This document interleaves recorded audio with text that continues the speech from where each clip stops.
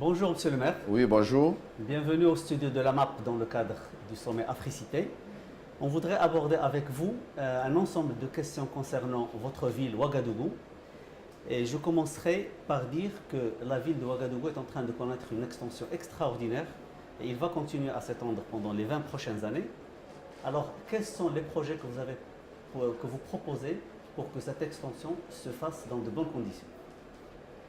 Il faut dire effectivement que nous avons pris conscience de cette expansion de la ville qui est due à la démographie galopante et qui fait que la ville s'étend sur des quartiers périphériques et qui touchent déjà les communes qui sont autour de la ville de Ouagadougou. Il y en a 7. Donc nous avons pris cette mesure. Donc la première chose que nous avons mise en place, c'est le dialogue intercommunal avec les communes rurales qui entourent Ouagadougou, toutes les 7. Et de ce dialogue intercommunal, nous allons mettre en place, va naître une agence d'urbanisme que nous allons mettre en place pour pouvoir penser et planifier la ville de demain. Vos administrés connaissent un problème qui est réel, celui de l'éclairage public. Et on a cru comprendre que vous proposez une solution durable pour répondre aux besoins de vos administrés concernant l'éclairage public. Qu'est-ce que vous pouvez nous dire à propos de cette proposition? Il faut dire que le problème de l'éclairage public au Burkina Faso est de la compétence de l'État. Ce n'est pas une compétence qui est totalement transférée à la ville, mais nous participons à la réflexion pour cette transition énergétique. Et le gouvernement du Burkina Faso a donné comme axe principal dans son programme la transition et l'adaptation au niveau de l'énergie. Donc c'est une vision que nous partageons et que nous essayons de mettre en place avec des solutions que nous apportons au niveau des lampadaires et au niveau des structures des bâtiments de la commune pour les adapter à cette transition énergétique. Voilà. Vous donnez l'occasion justement de faire une transition vers le deuxième sujet que je voudrais aborder avec vous, qui est celui de l'habitat. Alors, il y a là aussi dans ce secteur, il y a des problèmes.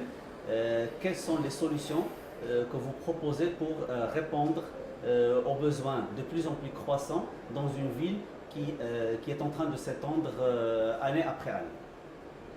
Les solutions aussi, là, il faut le dire que le domaine de l'habitat est de la compétence du gouvernement. Ce n'est pas une compétence totalement transférée. Et nous avons, le président du Faso a lancé un grand projet, 40 000 habitats pour la population. Et nous nous inscrivons dans ce projet. Et également, une ville comme Ouagadougou connaît beaucoup de quartiers précaires pour lesquels la restructuration est nécessaire. Et avec le problème de déstructuration qui s'était posé, le gouvernement d'alors avait arrêté les lotissements et il n'y avait pas de nouvelles concessions qui pouvaient être faites. Donc ces lotissements viennent d'être levés et des études sont en train d'être faites, une approche avec la population pour voir comment restructurer ces endroits qui sont des bidonvilles au profit des populations. La troisième problématique qui semble intéresser la gestion communale de la ville de Ouaga, c'est celle des zones vertes. Alors, quels sont vos projets pour mener à bien justement cet effort de rendre la ville de Ouaga une ville verte? Il faut dire que la ville de Ouaga, d'abord, depuis 1975, il y a un grand projet qui avait vu le jour, qui est la ceinture verte de la ville de Ouagadougou. Cette ceinture verte, malheureusement, par manque de planification, a été rongée à peu près à 25% par des habitations précaires. Donc, la volonté forte de la municipalité, c'est de réhabiliter cette ceinture verte par des actions de reverdissement et d'occupation de ces endroits par des maraîchers. Deuxièmement, notre ville comprend beaucoup d'espaces verts qui sont inaliénables et qui sont dédiés à faire des jardins publics pour la population. Donc là également, nous avons entrepris un vaste programme de réhabilitation de ces espaces verts et tous les ans, et pendant la saison des pluies, nous lançons des opérations de reverdissement, de plantation d'arbres. Nous avons lancé une opération qui s'appelle Chaque Ouagalais et son arbre, donc pour pouvoir reverdir la ville de Ouagadougou. Ok, vous participez au sommet d'Africité avec vos pairs africains. Est-ce que vous croyez que les débats autour de plusieurs questions qui concernent la gestion communale en Afrique ont apporté pour vous jusqu'au jour d'aujourd'hui, il vous reste encore 2 jours de débat, est-ce qu'ils vous ont apporté des réponses aux problématiques qui se posent à votre ville? Déjà, c'est la prise de conscience. La première réponse, c'est que nous prenons conscience qu'il nous faut désormais nous orienter vers des villes durables. Donc, je pense que Africité 2018 nous a apporté des réponses à ce sujet.